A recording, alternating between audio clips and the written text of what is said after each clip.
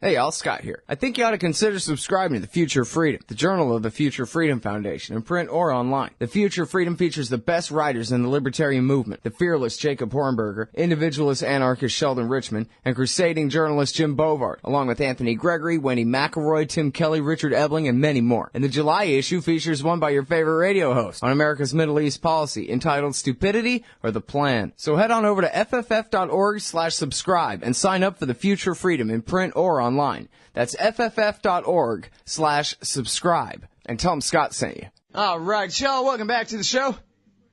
I'm Scott Horton, and this is my show, The Scott Horton Show. Keep my full interview archives at scotthorton.org. You can find them all, more than 2,900 of them going back to 2003. They're at scotthorton.org, and you can also follow me on Facebook, Twitter, and YouTube at /Scott Horton Show. One more time, I'll remind you, we're doing a little bit of somewhat of a mini major fund drive thing here. If you like the show and you want to donate to it, just go to scotthorton.org/donate. All right, thanks a lot. Next up is our good friend Adam Morrow, reporter for Interpress Service. That's IPSnews.net, living in Cairo, and today's Friday, Pray Outside Day. Welcome back to the show. How are you doing? Good, Scott. Good. I appreciate you joining us. And now it really matters that everybody goes and prays outside on Friday, because that means that whenever prayers are done, everybody is already ready to have a fight or to have a peaceful kumbaya drum circle or whatever it is they're going to do. It's pretty much on every Friday in Cairo these days. Am I right? Yeah, that's right. Yeah, this Friday is certainly no exception. And in fact, it's kind of seen as a culmination to the last, to everything that's happened over the course of the last month since Morsi was ousted by the military in a military coup. We've had basically 4 weeks of sustained sit-ins and demonstrations by Morsi supporters that have been in the hundreds of thousands, with two main protest venues in Cairo and a lot of other protest activity going on outside of Cairo in the governorates. But it's unfortunately it's extremely difficult to gauge the size of these this pro-Morsi activity, because the media is so complicit right now in what's going on. There are only 2 or 3 channels satellite channels that are actually covering the pro-Morsi stuff. The most prominent of which is Al Jazeera, which I believe that has been jammed for the last couple of weeks. I think the military is jamming their signal, so it's difficult to get even that. I know the Hamas channel, which is the El Quds channel, is covering it, so you can get an idea of its size from that. But it's crazy. It's really crazy. And things have come to a head today where you've got two massive, 2 rival protest calls. Right now, Tahrir, I live just 2 or 3 blocks away from Tahrir, and I just walked through there just an hour ago, and I can tell you it was standing room only. It was absolutely packed, and these are people that are basically in support of the military coup, and who are calling for Morsi and the Brotherhood to be prosecuted and all of this sort of stuff. And you've got 2 other protests going on as well that are being staged by Morsi supporters. But like I said, those are getting much less press, and it's very difficult to gauge their size. Although they're massive, they're said to be unprecedented in size. Yeah. Well, now, so libertarian critics of democracy like to point out that the most basic definition is just majority rules, and that's not any way to run a society. When Scott, whoever can cobble together 51% can lord it over everybody else. So look, this is just a perfect example. Huh? What we're seeing right now is a perfect example of this idea of democracy being basically a sort of glorified mob rule. That's exactly what we've got right now. And the whole thing is perfectly exemplified by 2 days ago. If you remember, I'm sure you saw this. General Abdel Fattah Sisi, who's the defense minister and basically the military, the military commander-in-chief, the armed forces commander-in-chief right now, basically came out, and the de facto ruler of the country, basically came out 2 days ago and urged Egyptians to hit the streets again, to basically put the Islamists in their place, to do another June 30, to have like a June 30 redux, and basically in order to, the way he phrased it was to give him a mandate, was to basically provide him with a popular mandate to fight terror. to wage to wage a war on terrorism, which is incredibly remarkable language, in that the Islamist protests until now have been entirely peaceful. Oh man, so wait a minute, he's characterizing the whole movement to support the Muslim Brotherhood as terrorism against the Egyptian state at this point? Yep. I mean, absolutely explicitly. Yeah, absolutely explicitly. And the Tamarad movement, which has gotten so much press, this was the signature campaign that basically spearheaded the calls for the June 30 protests that led to Morsi's ouster. Basically, this Tamarad campaign is coming out and saying, look, we support El-Sisi's call for protests. We urge Egyptians to go down on the street in order to show their support for the armed forces, for the police, and to show support for them in their coming war against terror. So the language that's coming out of these people, I mean, basically we have the installation of a perfect definition of a fascist dictatorship, where you've got this meeting between the big business and the military, and then you've got this media that's entirely owned by the former. That's played such a big role in everything that's going on. And it's basically what you're seeing now is basically the reversal of the January 25th revolution. You basically have Tahrir Square now has become a symbol of, military sort of authoritarianism. 2 years after it was a symbol of, it was a symbol of liberation and national unity and all of that stuff. I mean, from what I can tell, the Mubarak regime has basically recaptured Tahrir Square now, and is now actually riding what it sees as a popular mandate. Because of the numbers that they managed to mobilize recently in recent protests, including the ones today. Amazing. Now, see, the thing is, a dark day.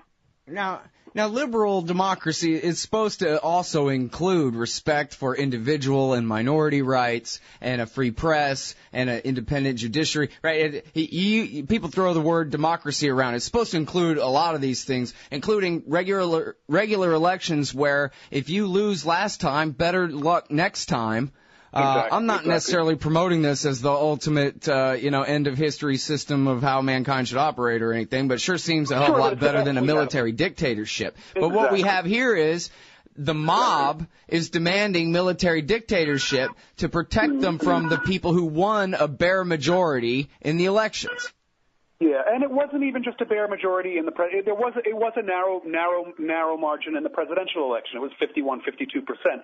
But the parliamentary elections, again, people forget about the parliamentary elections, and the parliament also was unilaterally dissolved by the military about a year ago. But that was 75% Islamist. So there definitely is an Islamist majority. But that being said, the damage they've managed to do with the media that got left in place when Morsi assumed control. I mean, we talked about this last time. He barely scratched the surface in terms of getting at the deep state. I mean, he basically the Mubarak era judiciary is all entirely intact. The Mubarak era police apparatus is entirely intact. The military obviously is entirely intact. The private media, which is owned almost exclusively by wealthy business people who were closely affiliated with Mubarak, was all left entirely intact to pump out its poison. Mm-hmm. And now the state. What's interesting is the state media has overnight reverted to its old ways. Just do you know what I mean? There was no resistance as soon as Morsi was taken out of the equation. It immediately reverted back and is now totally pro-Sisi, pro-military, pro all of this authoritarianism that's going on right now. Well, that's Adam, that's exactly what Eric Margolis said, too, that for all the criticism against the Muslim Brotherhood for, going for broke and trying to usurp all this power, there was the outward appearance of cronyism because of putting a Muslim Brotherhood guy in this and that position. But when it came to actually cleaning house and turning out the old regime, they were terrified, as he put it, of their own shadow, afraid to move at all. And then, as you've been explaining, the state refused to follow their direction.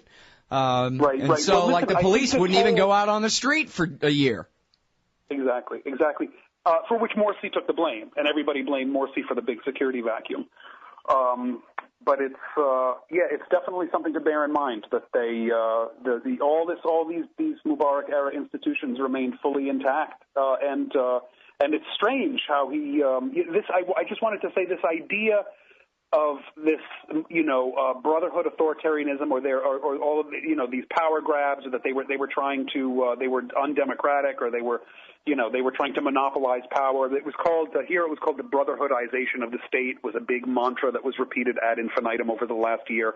I think that was vastly overblown. I think there was a lot of exaggeration in that, and I think basically anytime Morsi tried to basically replace Mubarak era people with new blood, I think that all of that was immediately accused of being brotherhoodization.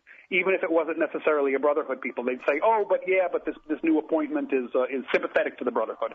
Mm-hmm. Do you know what I'm saying? Right. It's like they just sort of used that. It was an operation, you know. Well, now here's the thing too, Adam, is, and this is just my own personal bias or whatever. It may not have anything to do with anything, I guess, but to me, the Muslim Brotherhood, they're Islamists, but they're conservatives, right? They're not like Ayman al-Zawahiri in the suicide bomber brigade of radical, basically Islamist Leninists in a way, right? Oh, yeah, they're conservatives. So brand. To me, I equate them basically to like Pat Robertson and the hardcore Republican, acceptable to the Republicans, but the religious conservative right here in America. And I hate those guys. And if America was taken over by Pat Robertson and the faction, you could point to, but a lot of people support them. And my answer would be, oh man, but those people should go to hell and they should take Pat Robertson with them. And so in this case, and I'm sure my analogy's terrible, but in this case, man, I really do side with the people who wanted to see the Muslim Brotherhood gone. I would hate to be ruled by the Muslim Brotherhood. And I'm not saying that the current regime is better, but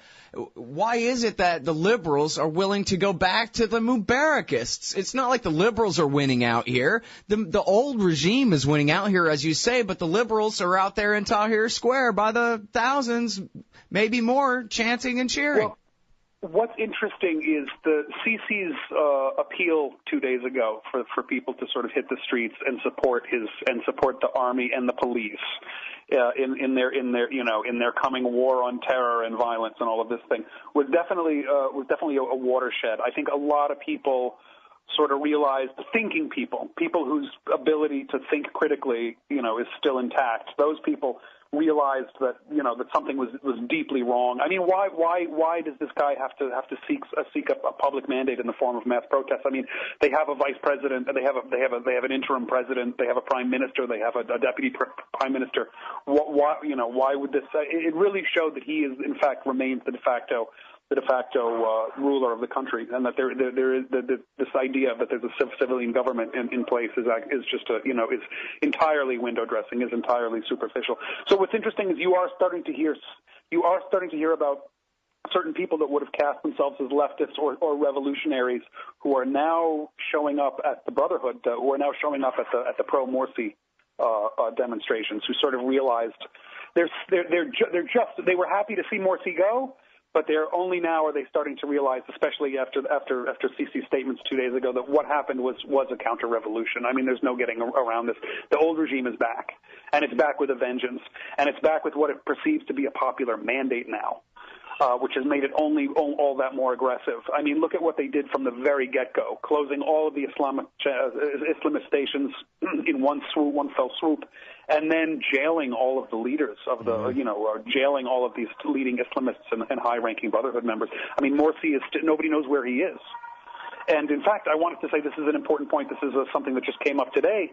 He's apparently been charged. He's now been detained for this 15-day period pending investigation into charges that he was spying for Hamas. I mean, this is the latest accusation. That listen, Al Jazeera's crawl right now says he's accused of contacting Hamas to help him escape from prison. In 2011, during the 2011 revolution, exactly.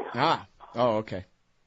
Well, yeah, I got on mute because I'm listening to you instead. But yeah, well, I mean, this is something that was celebrated. The fact that these political prisoners managed to escape from Mubarak's prisons in 2011. That was something until recently was celebrated and was seen as something cool. You know. And now they don't mind charging him with that as his criminal offense that they have against him. That's interesting. Exactly. Well, now we're seeing a recriminalization. Now we're seeing after they briefly held a majority in Parliament and held the presidency, we're now seeing this group about to be recriminalized.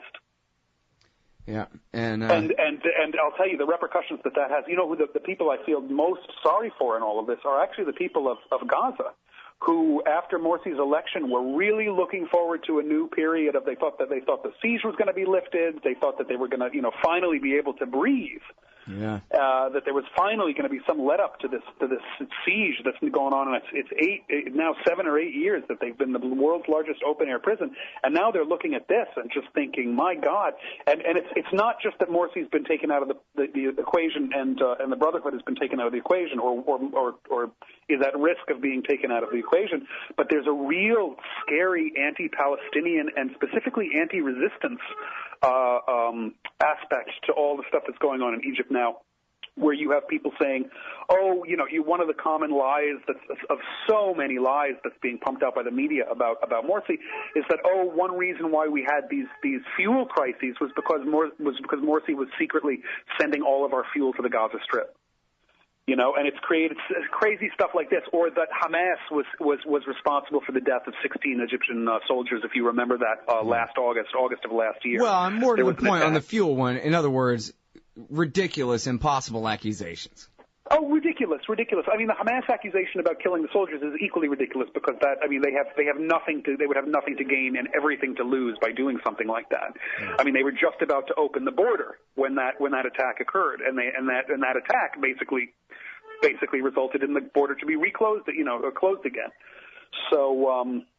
So you've got this very scary. You also have a lot of insight. You have in this complicit media. You've got a lot of incitement against Palestinians now, especially Palestinians from Gaza, and you also have incitements against Syrians now as well, because they're saying that Syrian refugees in Egypt, because you have the Muslim Brotherhood is fighting against in Syria is fighting against is a big component of the opposition to Assad. You have people here saying that you've got these Syrian refugees in Egypt that are joining the pro-Morsi protests. So you're actually seeing, if you're hearing about attacks, just random attacks on Palestinians and Syrians now that are totally the result of this incitement that's coming out of the media. So it's just very, very scary. It's just very, very scary times, and it very, very puts Hamas and the whole notion of sort of resistance to Israel in a very, very tenuous position now. Well, and look, that's the key to this whole thing, is that this is what Israel wants. This is an American operation. Remember, half a year ago, the beginning of this year, Adam, Philip Giraldi, former CIA officer, was saying that he was hearing from CIA that Saudi and Qatar were financing these mobs to go out there and cause trouble, not just protest, but make a mess out of it, break things, and fight people and whatever in their protests in order to try to bring down to weaken Morsi. I don't know if it would be Qatar that would do it, because Qatar has a weird relationship, even though it is. Well, I guess he said Saudi. Did I say? I think I mixed up the Qatar accusation there. I think he was just saying Saudis, right? When we talked about this half a year ago. Saudi and the Emirates, Saudi and the United Arab Emirates are the two that are basically have made no secret of their antipathy towards the Egyptian Muslim Brotherhood. Yeah, and these are American sock puppet states, and it's not really, to me, if Obama didn't order them to do it, he at least didn't tell them to stop, which makes it either way kind of a, de facto his responsibility. And as Eric Margulies put it on the show, the Egyptian military is just part of the American military. You might as well just consider it a division of the American Pentagon. Simple as that. So if they did this, it's because Obama told them to do it, because the U.S. military told them to do it. No doubt about it. Right. And did you notice just today, actually, I think Obama said decisively that it wasn't a coup. I think he came out and finally said, we don't consider this a... I actually usually don't listen to the things he says. I try to look at what he does. Neither do I. Neither do I. Pay too much attention to see it in a headline somewhere. His lips moving. But yeah, it could be. I mean, obviously, they're not calling up on the hotline and saying, how dare you cancel democracy? You know what I mean? Right. It's sort of like Madeleine Albright in '98 going, oh, yeah, we're very concerned about this coup in Pakistan. Yeah, sure you are. Right. What's weird is you also have Qatar, which is no less of a sock puppet. I mean, that's for sure. But they do support the Brotherhood, and I have to say, Gezira has done a really, really good job. I mean, it's constantly accused of being biased here. I mean, you get a lot of people here who hate Gezira because they say it's biased towards the Muslim Brotherhood. When actually, I mean, all it's doing is cover. It's like the only channel that's actually covering any of the pro-Morsi stuff. Yeah. So hey, has there been much of a change on Al Jazeera since the father got kicked upstairs and the son took power over there?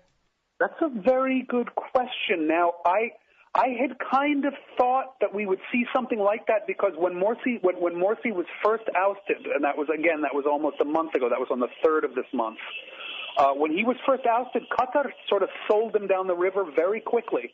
Qatar didn't really object and sort of sent congratulations to Egypt's new rulers, which I thought was very, very strange.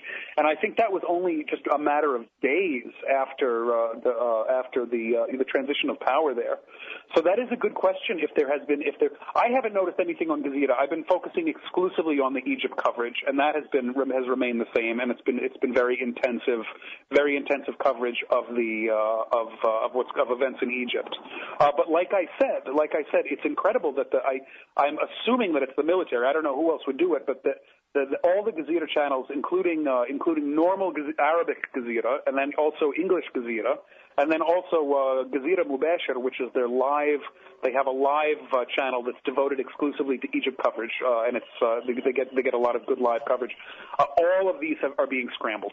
All of these are being scrambled, especially when you see when pro-Morsi demonstrations and marches and this sort of thing are being shown. They immediately scramble the images. In fact, I saw they had an interview with 4 people. They had a pro-Morsi guy here and an anti-Morsi guy here, and then they had a Hamas guy and they had a Fatah guy, all in one sort of roundtable interview. And whenever the Hamas guy spoke, I noticed the image would suddenly scramble. I mean, I don't know. Maybe that was just coincidence, but it's but the efforts, the role that the media is playing in all of this is really, I mean, it's really in your face. It's really, really shocking how obviously they're trying to isolate these people. I mean, these people who, like you said, won a majority. I mean, what are these people's crime really? Is that they won 5 elections since the revolution. Well, and you told me, right before the most recent bout of protest started back up again, that look, if they held, or maybe right when it was starting back up again, we're talking a month ago or something. That if they held snap elections, the Muslim Brotherhood would win again. That's why everybody's so pissed off out in the square, is because they can't win by voting. Well, I mean, yeah, this is they got the right, by the way, because I'm an individualist. I don't think that a bare majority qualifies anybody to rule anybody, but at least. That's the point being, they really do have support from great numbers of regular Egyptian people especially people who aren't necessarily tied to some special interest of the states or another. Now, I think that was the case in the immediate wake of the revolution. I think the media has managed to put a major dent, though, in the support they have. I think the last 2 years of non-stop propaganda and incitement against the Muslim Brotherhood in particular and Islamists in general by the media, which has been 24/7. And Scott, let me tell you, I've got interesting personal anecdotes where I've actually seen how the media will work on people. I've got this barber that I go to once a week, right, just to get a shave with a straight razor, just for kicks. And every time I walk into this guy, he's the nicest guy. He's an old man, very, very, very funny, very lovable old guy. And yet every time I walk into his little barber shop, he's got these same channels, these rabidly anti-Islamist channels that are run by Naguib Sawiris and other big businessmen that were all very closely connected with Mubarak. In fact, Sawiris admitted that he had financed the Tamarad, he had covertly financed the Tamarad movement.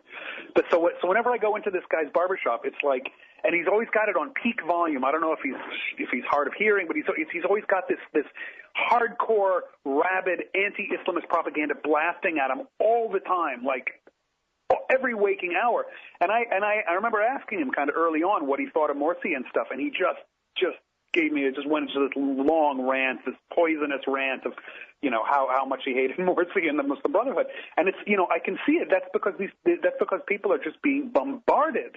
They're just being bombarded by these television channels. And Morsi tried to clean up. There were often cries. One of the demands of protesters, Islamist protesters, for a long time was purge of the media, because they knew the toll that it was taking in their standing, you know, in their popular standing on the street. Because how people really don't realize that if you've got the media at your beck and call, how incredibly easy it is to change public opinion. And if you've got that going for 1 year, 2 years, I mean, you're going to lose like 30%, 40% of your base to that sort of stuff. And again, most of this stuff was lies, you know. A lot of this stuff was, Morsi made mistakes that they capitalized on, but a lot of this stuff was crazy lies like, oh, the Muslim Brotherhood is going to sell the Suez Canal to Qatar.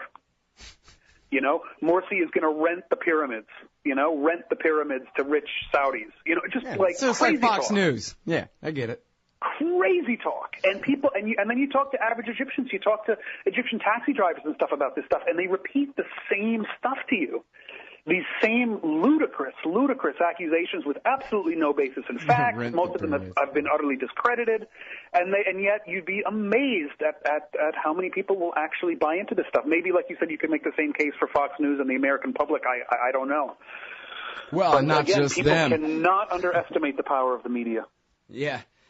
No, well, you know, it's one big empire, and I think Egyptian and American society reflect each other in a lot of ways, probably more ways than either side would like to admit. But one quick point I just want to make. One of the saddest things about all of this that we're seeing now is the whole bullshit war on terrorism thing that we were introduced to under Bush, the whole crazy, you know, war on terrorism thing, which was very much a neoconservative invention, is now here in Egypt, is now in a Muslim country. You now have the same Islamophobia, the same talk of war on terror coming out of Egyptians, and they're supporting it. They're buying into it, even though the Islamist, what is now the opposition, has been entirely peaceful up until now, and there's still talk about this looming war on terror and the popular mandate for taking the battle to the terrorists, which is it's really, really depressing.